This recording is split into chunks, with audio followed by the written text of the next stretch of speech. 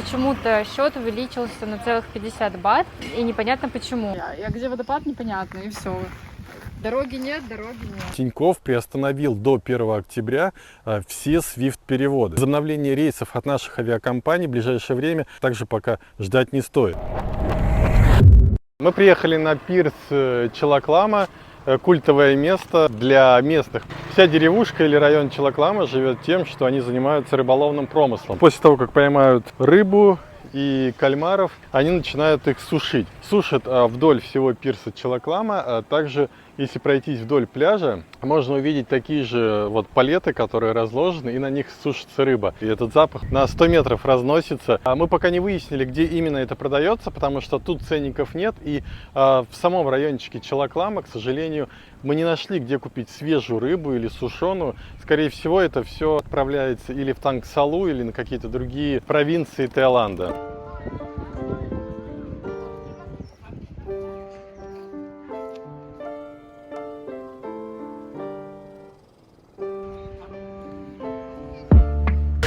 В данный момент находимся на первой линии Чилаклама, если так можно выразиться, вдоль которой находятся симпатичные кафешки, много различного арта, и тут все очень красиво.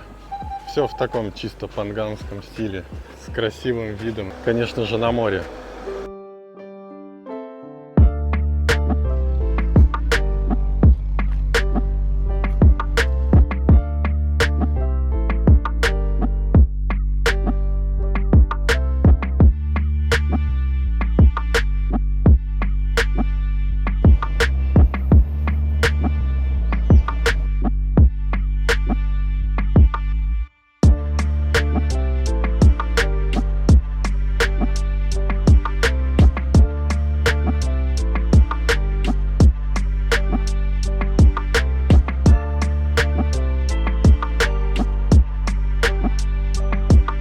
В Чилакламе, если вы хотите покушать с красивым видом на море, даже можно посидеть прямо в первом ряду, так называемом, на партере перед морем, то вам придется заплатить на 20-30 бат дороже, чем вы покушаете в обычных кафешках без такого вида. К примеру, всеми нами любимый пад-тай тут стоит 80-100 бат, в зависимости от того, с курицей или с морепродуктами.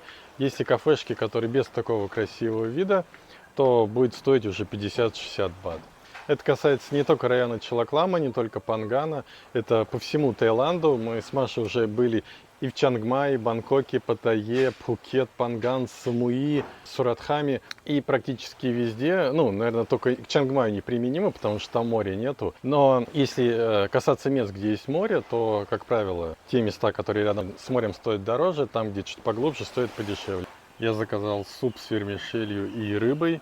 Рыбы тут не пожалели, что для меня удивительно, потому что в прошлых местах ее очень жалели и скупо давали. Сейчас буду пробовать и вам расскажу, как по вкусу. У меня суп обошелся в 100 бат, и он нереально вкусный. Тут прям рыбка такая нежная-нежная. Сам суп тоже очень вкусный, мне прям нереально понравился. А в описании будет именно местоположение этого кафе. И также хотел узнать у вас, интересны ли вам обзоры кафешек, потому что мы стараемся их делать. Ну что, я пробую пад-тай. Он здесь весьма вкусный. И что я заметила, что очень часто пад-тай все-таки немножко отличается. То есть у каждого он будет немного свой. Здесь интересно, что он такой с красной рыбкой жареной, с креветочками и такой немножко островатый. Поэтому, наверное, единственный раз, когда я добавлю чуть-чуть лайма, чтобы снизить эту острость. Вот. Так, конечно, очень-очень вкусно и невероятно красивый вид.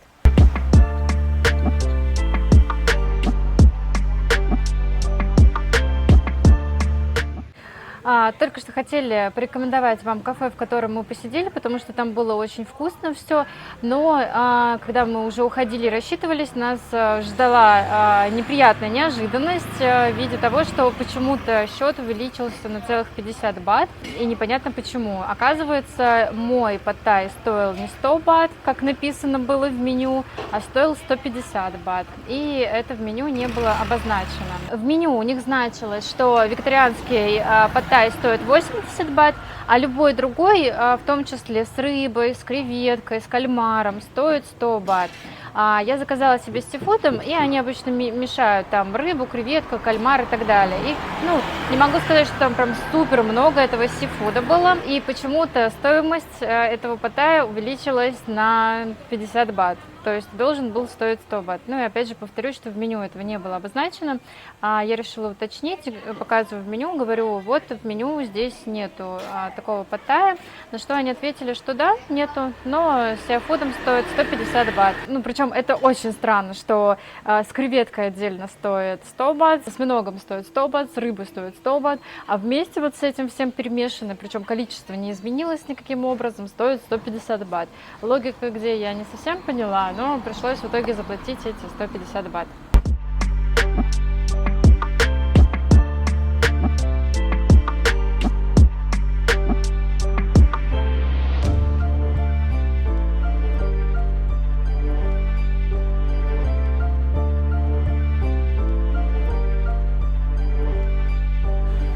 Сейчас приехали на водопад, свернули, увидев этот знак. Думали, что доедем на байке, но не тут-то было. Видите, какая дорога. Тут еще более-менее, а вот дальше вот такая вот дорога. По ней смогут проехать только местные тайцы, которые с рождения живут на Пангане и там 7 лет катаются на мопеде. Только они тут проедут или на каком-то джипе. Самостоятельно тут ездить, конечно, не очень хочется. Хотя на Google картах указано, что тут можно вполне проехать.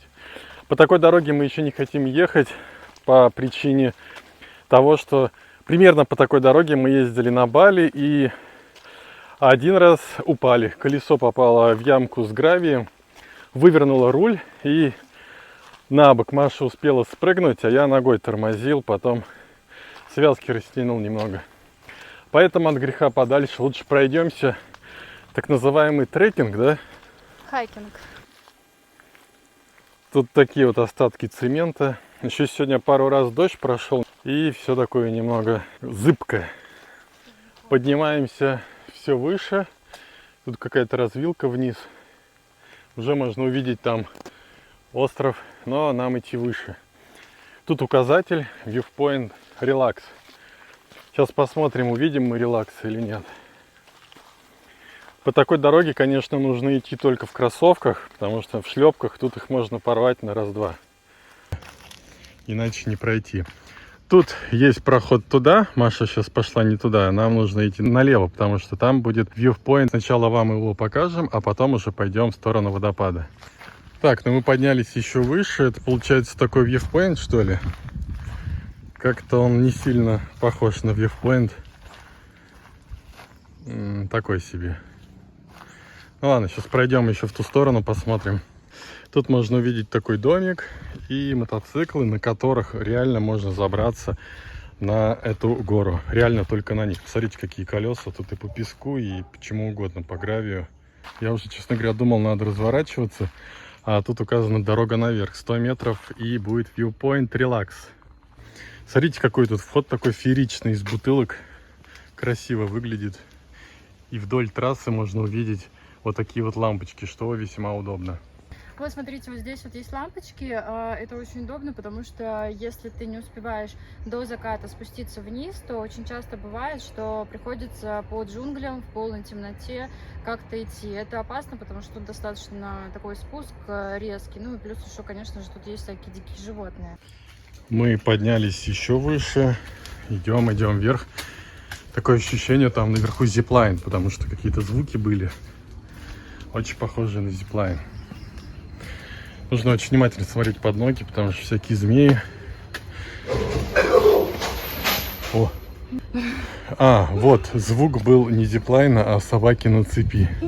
Привет, собака. Но мы туда, скорее всего, не пойдем, потому что бар полностью закрыт. И его охраняет злая собака.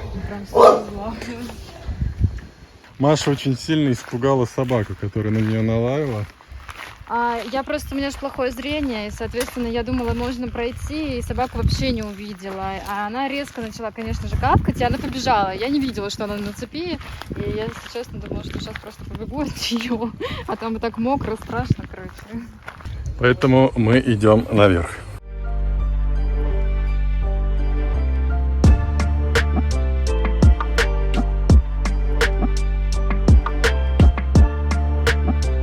Вот мы и поднялись на самую высоту. Тут тоже собака той же породы.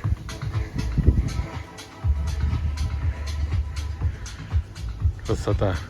Очень похоже на вьюпоинт, который был на Ламае. Но вид тут, конечно, потрясающий.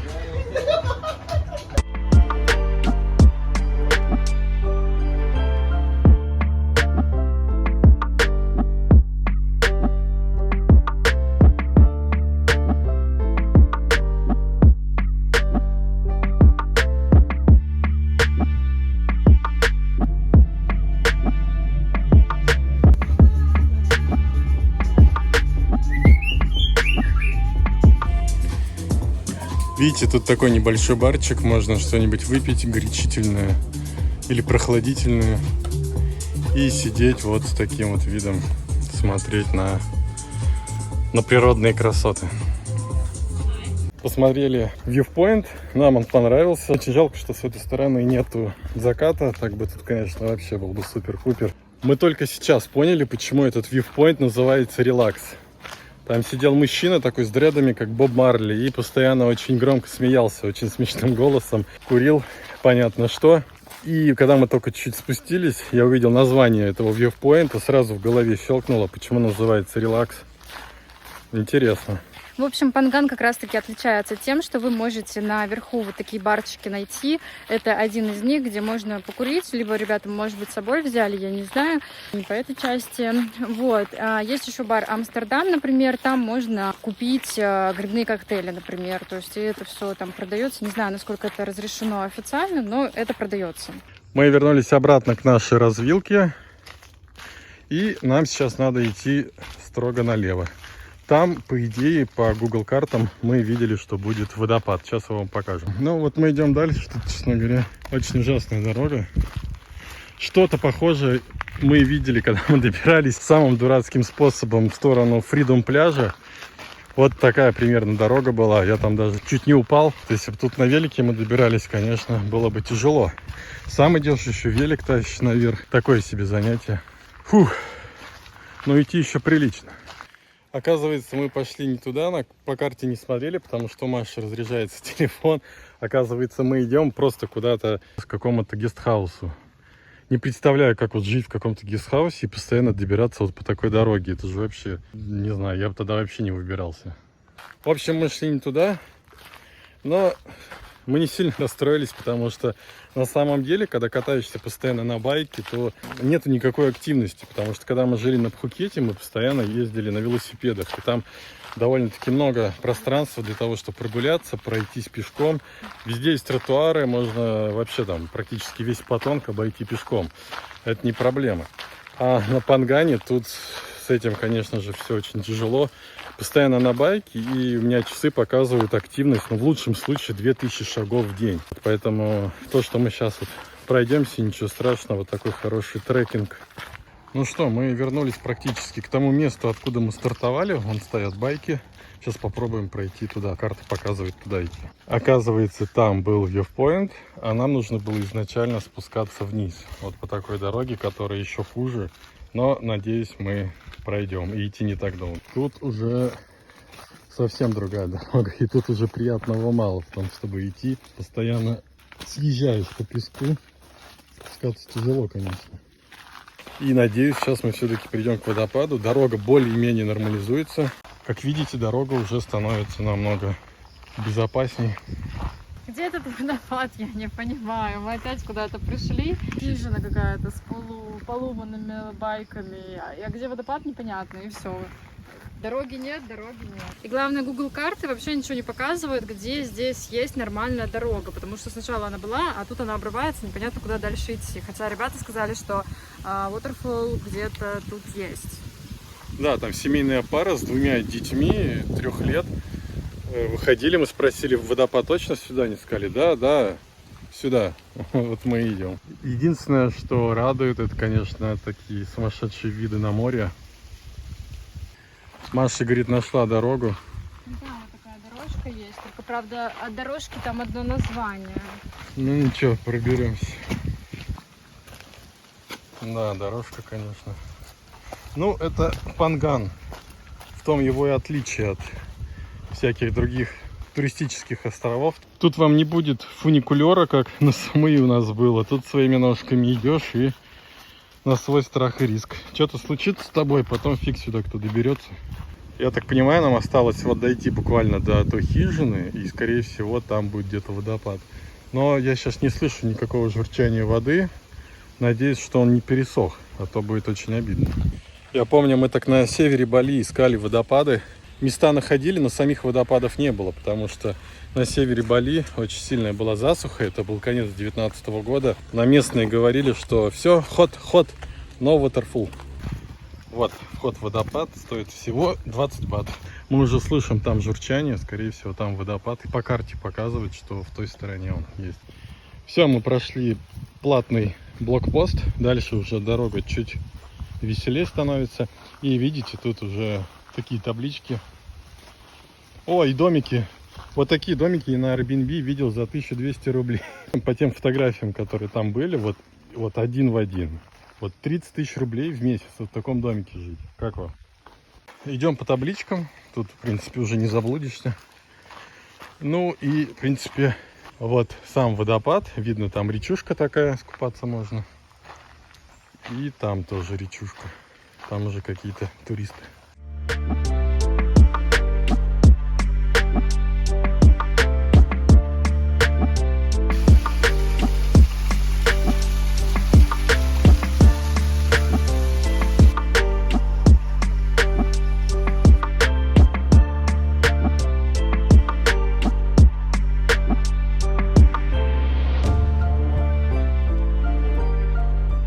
Но, конечно, это не супер то, что мы ожидали, потому что после балийских водопадов, ну, это не водопад, это так себе.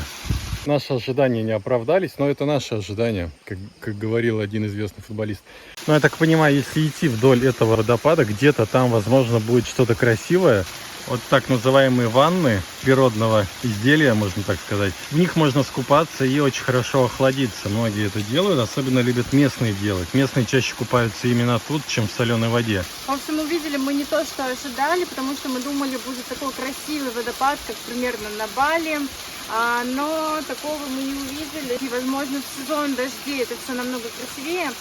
Дальше там вот можно пройти, и этот водопад, ну, как получается, он стекает вниз, там вот такие камни. В принципе, все то же самое, что тут.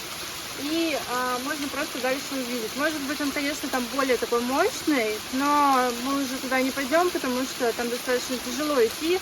И так как недавно был дождь, то там можно подскользнуться на листьях и просто-напросто упасть. В Чангмае мы видели подобные водопады, но подход там был намного легче, и поэтому мы видели там огромное количество местных, которые просто сидят, отдыхают, работают. Учитывая, как тут тяжело добраться, тут, конечно, мы никого не увидели, но и поздновато мы пришли. Смотрите, какая бы хижина ни была дешевая, в каждом месте есть телевизор и интернет. Есть даже тарелка спутниковая, можно ловить все, что угодно. И таким образом, видите, выращивают пальмы. Видите, там большая такая дорожка. Меня это немного так удивляет, потому что у них может быть вот такая вот хижина, и в гараже стоять какой-нибудь джип, не знаю, или Мерседес. А дом быть вообще абсолютно простой, и спать они могут в простой комнате, которая там без окон, без дверей. Нету такого понятия роскоши, как у нас, знаете, там золотые унитазы, дворцы. Немного другая вера и немного другие интересы, взгляды, поэтому очень сильно отличается. Все-таки кто-то умудряется спускаться на байке. Бесстрашная женщина. Вот мы спустились до наших байков. Странно, смотрите, к закату сюда подъехало еще, не знаю, байков 10. Может быть, это в тот бар «Релакс».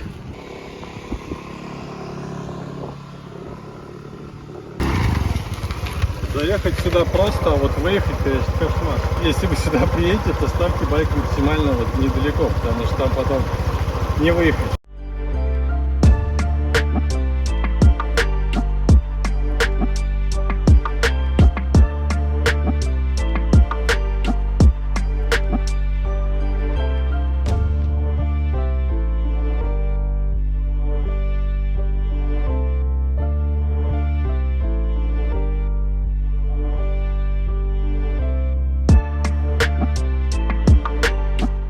По этой дороге, конечно, забраться не очень здорово на байке.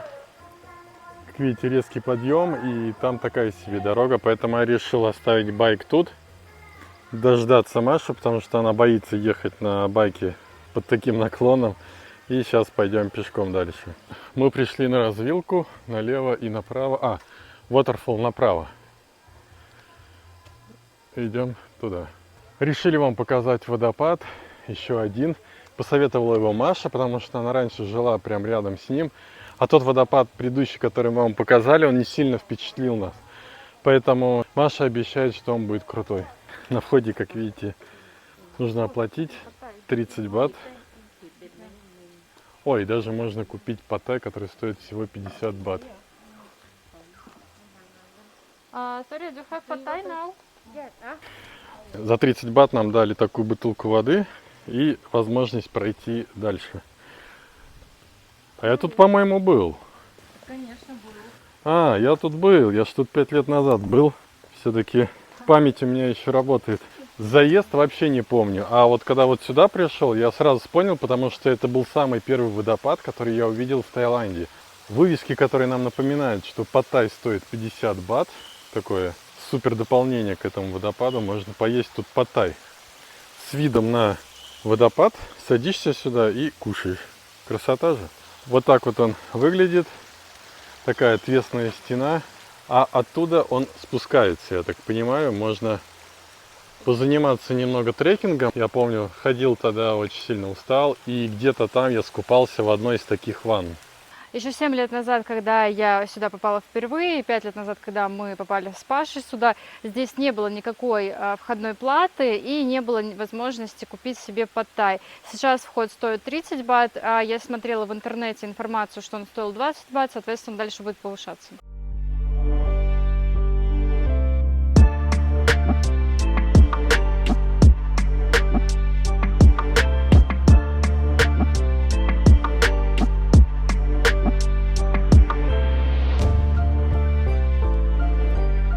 Еще как раз-таки 7 лет назад здесь водичка была такого изумрудно-зеленого с голубым оттенком такого красивого цвета.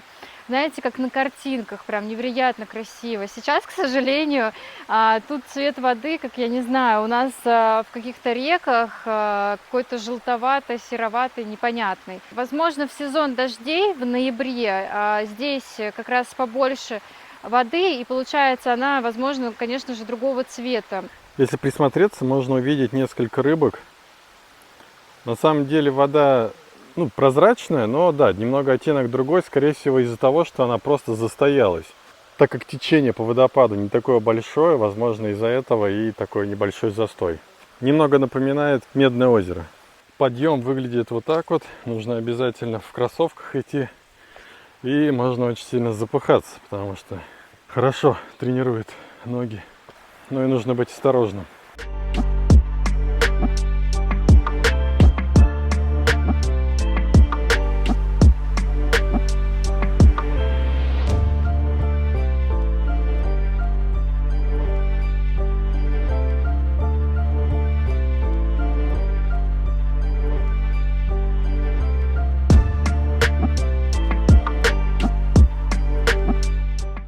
Маша пошла куда-то наверх, должна там поснимать какие-то кадры.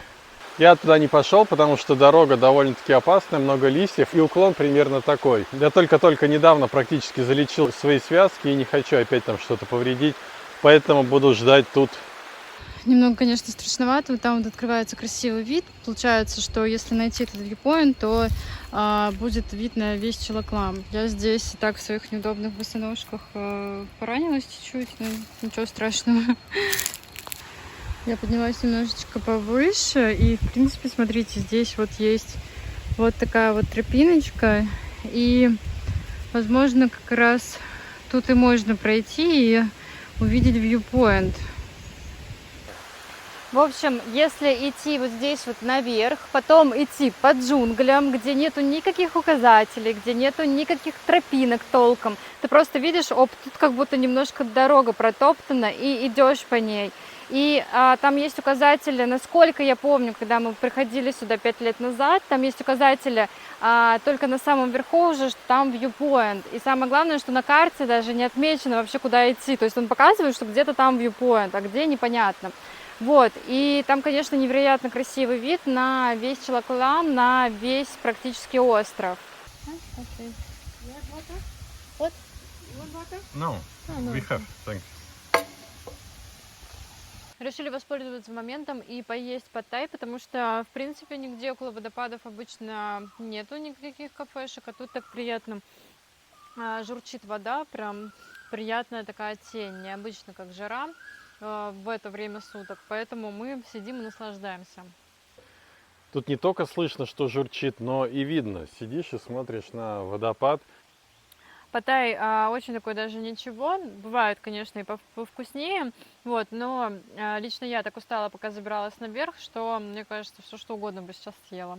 Паттайи не пожалели, огроменная порция, мне кажется, на двоих девушек вот хватило бы одной порции. Стоит 55 бат, идеальная, хорошая цена, учитывая, что вот такой вот вид.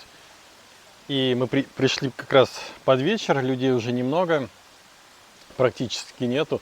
Единственный минус — это, конечно, комары. Комары под вечер, особенно под закат, это ужас какой-то. Но ничего, сейчас быстро съедим. По вкусу он вкусный, не пожалели ингредиентов, сделали только что, он прям свежий. Ставлю 5 баллов с 5. Теперь немного о новостях Таиланда. Как уже многие, наверное, знают, с 1 июля Таиланд отменил Тайпас и обязательную страховку с покрытием от ковида. Теперь в страну можно въехать либо с ПЦР-тестом не старше 72 часов, либо сертификатом о вакцинации. Подходят как спутник, так и спутник Лайт. Сертификат о вакцинации, как и тесты, будут проверять при посадке на рейс. Непривитые путешественники смогут пройти тест по прибытии. С 1 июля уже начали прибывать туристы по новым правилам. Уже зафиксирован мгновенный рост. Количество туристов, конечно же, увеличилось. Стало известно, что сотрудники аэропортов Таиланда проводят выборочную проверку прибывших на предмет ковидных документов. Если пассажир не вакцинирован или не получил вакцину в соответствии с графиком, сотрудники проводят проверку в виде экспресс-теста. Следующая новость грустная. Она гласит о том, что Тинькофф приостановил до 1 октября все SWIFT-переводы. Получается, больше не выведем деньги за границу с помощью Тинькофф. Но есть другие банки, которые пока что разрешают это делать. В нашем телеграм-чате ссылка будет под видео, как раз скоро опубликуется весь этот список. Для тех, кто совсем скоро собирается приезжать в Таиланд, буквально вот в ближайший месяц, могу посоветовать все же оформить карту UnionPay. Правда, за открытие карты придется отдать от 5 до 15 тысяч рублей. Зато не придется оформлять тайскую карту по прибытии, переводить SWIFT-коды, разбираться с криптовалютой. Для тех же, кто собирается приезжать осенью или зимой, возможно, платежная система МИР совсем скоро заработает и в Таиланде. Но это пока не точно, это пока слухи, но надеемся и ждем. Для тех, кто хочет приехать в Таиланд, но пока откладывает покупку билетов, пока что никаких новостей хороших нет. Тайские компании пока что не могут выполнить ни один рейс из-за ограничений по страховке. Возобновление рейсов от наших авиакомпаний в ближайшее время также пока ждать не стоит. А вы планируете в этом году приезжать в Таиланд? Пишите в комментариях. Если вам был интересен и полезен выпуск, то, пожалуйста, ставьте лайк и подписывайтесь на канал. Всем пока!